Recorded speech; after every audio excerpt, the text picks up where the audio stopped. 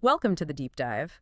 Today, we're trying to get a look inside India's Foreign Intelligence Agency, the Research and Analysis Wing.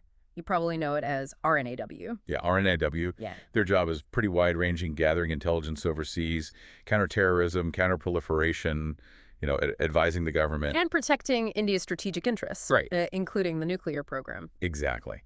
And for this, we've looked at sources covering, well, basically everything. Its history, goals, structure, how they recruit and train, their methods. And importantly, some of the operations they've reportedly been involved in. Right. A lot of countries feature in those reports. So our mission today is really to unpack RNAW. How did it start? How does it work day to day? And what are some of these significant, often very hidden activities? Just trying to get a clearer picture of this pretty powerful organization. Sounds good. Where should we begin? The origin story. Let's do that. How did RNAW actually come into being? What was the situation before? Okay, so before 1968, foreign intelligence wasn't really a separate thing. It mostly fell under the Intelligence Bureau, the IB. Ah, the IB. That goes way back, British Raj era, right? It does. And it continued after independence, handling both domestic and sort of external intelligence. But I guess there was a feeling that wasn't quite enough, especially for the foreign side. That seems to be the key driver. The sources point to a perception that the IB's foreign intelligence gathering wasn't, let's say, as effective as needed. And certain events brought this into sharp focus. Definitely. The Sino-Indian War in '62 and then the Indo-Pakistani War in '65, those conflicts really highlighted the weaknesses, the need for a dedicated agency focused purely outside India's borders. Okay, so those wars were like a wake-up call. Who actually pushed for creating RNAW? Well, the need was recognized even under Prime Minister Nehru. But it was really the Indira Gandhi administration that made the decision that said, okay, we need a separate specialized service. And there was a key person involved in setting it up. Absolutely. R.N. Kao. He was a deputy director at the IG at the time. He's the one credited with drawing up the actual blueprint for RNAW. And he became the first boss. He did. Became the first secretary. That's the title for the chief of RNAW in September 1968. It starts off pretty small, actually. Oh, really? How small? Like just a wing of the IB initially. Around 250 people, budget of maybe 2 crore. But it grew fast. By the early 70s, significantly bigger, more resources. Did they have like a guiding principle or motto from the start? Yes, they adopted one in '68, Dharma Kari Rakaita, it's Sanskrit. Meaning? Roughly, Dharma protects when it is protected. Interesting. Okay, so RNAW is up and running. How is it structured? Who's in charge? The head honcho is the secretaries. They sit within the cabinet secretariat, which is important because it puts RNAW directly under the prime minister's authority. And no parliamentary oversight, you mentioned. That's right. They report daily to the National Security Advisor, but ultimately accountable to the PM. No direct parliamentary committee looking over their shoulder. And the current chief is Ravi Sinha, based on our info. Correct. What about the organization itself? Different branches or units? Oh, yeah. Several specialized parts. There's the Electronics and Technical Services, ETS, probably for SIG and tech stuff. Then the Aviation Research Center, ARC. That's the aerial surveillance part, taking pictures of borders? Exactly. High-quality imagery from the air. There's also a special group, likely for covert ops, very hush-hush, and a radio research center. So tech, air surveillance, special ops. How do they divide up the world geographically? They do. They have what they call areas. One for Pakistan, one for China and Southeast Asia, another for the Middle East and Africa, and then a division for other countries. Plus, that electronics and technical department oversees the ETS and radio research folks. And within India itself? They have field units called special bureaus, 10 of them, apparently, located in major cities, usually near the land borders. It sounds like a lot of moving parts. How do they coordinate with India's other intelligence outfits like the IB or military intelligence? That's supposed to be the job of the Joint Intelligence Committee, the JIC.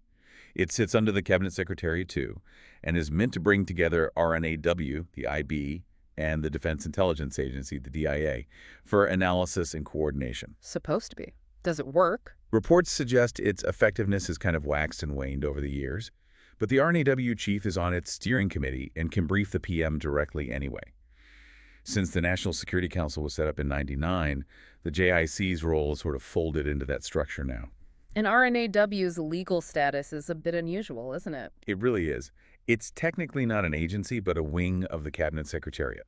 This means less direct scrutiny and it's mostly exempt from the Right to Information Act. Except for specific things. Yeah, allegations of corruption or human rights violations are exceptions, but generally that lack of direct parliamentary accountability is something that gets brought up. Okay. So who are the people doing this work? How do you become a RNAW officer? Well, initially they pulled heavily from the IB's existing external wing, experienced hands, but then they started recruiting more widely. From where? Civil services became a major source, especially the Indian Police Service, the IPS. Hmm. Also, people from the armed forces and some from universities, though fewer of those. Were there any issues with that early recruitment? There were some concerns, yeah. Whispers about nepotism, favoritism. So, to sort of professionalize and broaden the intake, they set up their own dedicated service cadre in 1983. Ah, the RAS. That's it, the Research and Analysis Service. The idea was to draw talent from various Group A civil services via the central staffing scheme. Now, direct recruitment often happens right after the foundation course for civil servants, with psych tests and interviews. And people already in government jobs can join too. Yes, through lateral deputation. Officers in the military or other Group A services can come over. Traditionally, they had to resign from their original service, but more recently, there might be options to return. Interesting. So it's not just IPS officers running the show. Well, historically, a lot of the top leadership came from the IPS, that's true. But they definitely employ specialists too, linguists, analysts, tech experts. Once they're in, what's the training like? Must be pretty specialized. Oh, definitely. It starts with basic training, getting familiar with the world of intelligence, moving past the James Bond stuff. They learn tradecraft, how to handle classified info, financial and economic analysis. Technical skills too. Yeah, space technology, info security, energy security. Plus languages, big emphasis on foreign languages and geostrategic analysis. They also study other agencies like CIA, Mossad, MI6, learn from case studies. Where does this happen? That initial classroom phase is at the Training and Language Institute in Gurgaon. And they're setting up a specialized school for economic intelligence in Mumbai, too. Okay, that's the theory. What about the practical hands-on stuff? That's the advanced field training. Can take 1 or 2 years. Mm. This is where they get into clandestine operations. Aye. Realistic simulations, often at night. Infiltration, exfiltration exercises, Right. how to avoid capture, resist interrogation, reconnaissance skills, making contacts, running agents. It covers the whole spectrum. Self-defense, gadgets. Yep. Krav Maga is mentioned for self-defense, training on technical espionage devices, and learning all the admin stuff needed to operate under diplomatic cover smoothly. The field and arms part often happens at the Indian Military Academy HQ in Dehradun. Sounds comprehensive, but are there any criticisms? Some analysis suggests the training might be a bit, maybe archaic, needing to better integrate modern tech and move beyond old policing methods. And are they fully staffed? Seems like demanding work. That seems to be a challenge. Yeah. Sources from around 2013 suggested they were maybe 40% below their sanctioned strength. Shortages particularly noted in management and specialized fields like tech and code breaking. Right, that's a significant gap. Okay, let's shift to what RNAW does. Its functions, its methods. The core mission really is collecting foreign intelligence. Human intelligence is key. But they're also involved, depending on the situation, in things like psychological warfare, subversion, even sabotage. And they work with other countries' agencies. A lot, apparently. The sources mention liaison with Russia's SVR, Afghanistan's NDS, Israel's Mossad, Germany's BND, CIA, MI6, often where there are shared interests. Like what? Monitoring Pakistan's nuclear program is often cited as a shared concern, for instance. How do they operate overseas, generally? They sometimes work through third countries. Their actual overseas stations are often quite small, focused on military, economic, scientific, political intelligence.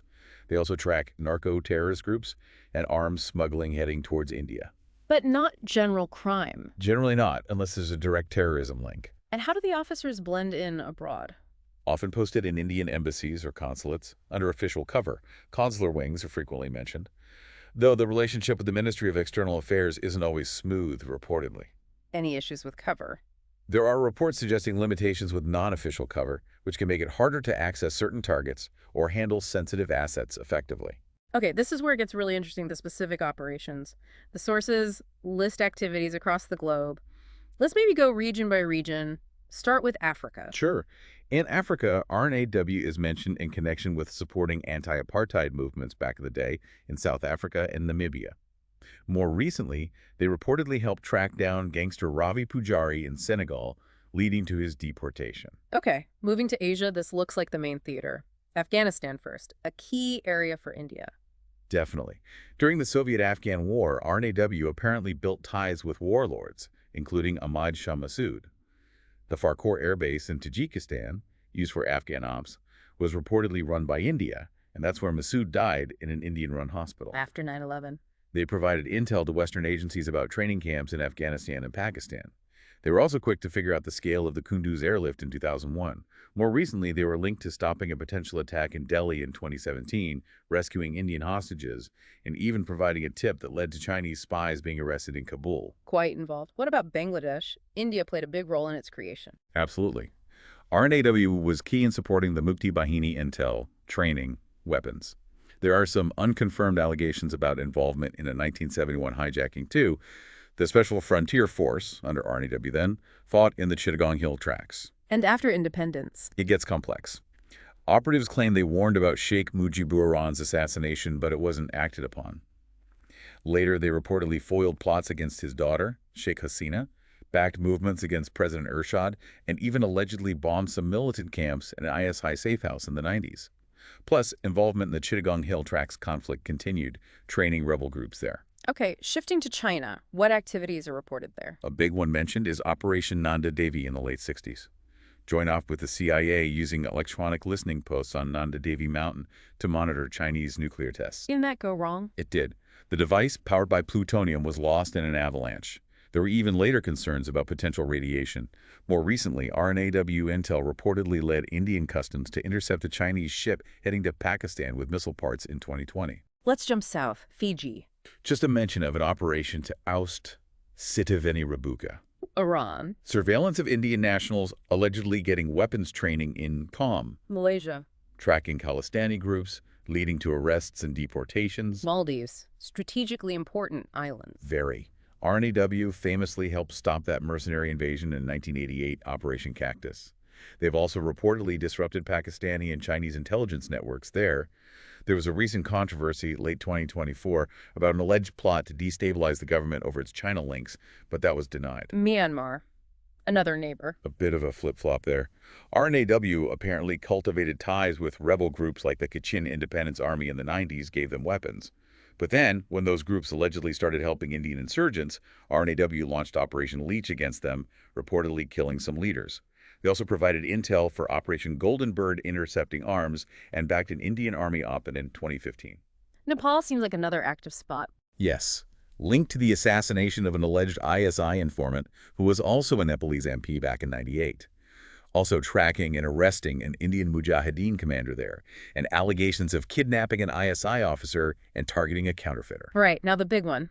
Pakistan. The list here seems endless. It's certainly extensive, goes way back. Reports of infiltrating the top brass in the late 60s, having a mole in Yahya Khan's office before the '71 war. And the famous agent, Ravindra Kaushik, the Black Tiger. That's him. Spent years undercover, even became a major in the Pakistani army, according to reports. Then there's the nuclear program Intel, getting hair samples near Kahuta Labs. That was supposedly RNAW's first confirmation. But that got blown. Reportedly compromised by Prime Minister Morarji Desai, which cost them dearly in terms of assets. But they also provided intel like about Pakistan buying Arctic gear that helped India secure Siachen in Operation Meghdoot. What about counterintelligence against ISI? In the mid-'80s, they set up special units, CITX and CITJ, specifically to counter ISI and Khalistani groups. Later, Operation Chanakya aimed to penetrate militants in Kashmir and foster pro-India groups. More recent events, Kargil, Mumbai attacks. During Kargil, they intercepted that key phone call, proving Pakistani army involvement. Before the 26/11 Mumbai attacks, Siganev reportedly picked up chatter, but there was a failure in coordination, sadly. Post-Mumbai. They provided real-time intelligence for the 2016 surgical strikes and the 2019 Balakot airstrike. And then there are the alleged assassinations. Wait. Zahor Mistry, an IC-814 hijacker, Bashir Ahmad Pir, a Hizbul commander, Promjet Singh Panjwar, the KCF chief. All killed in Pakistan.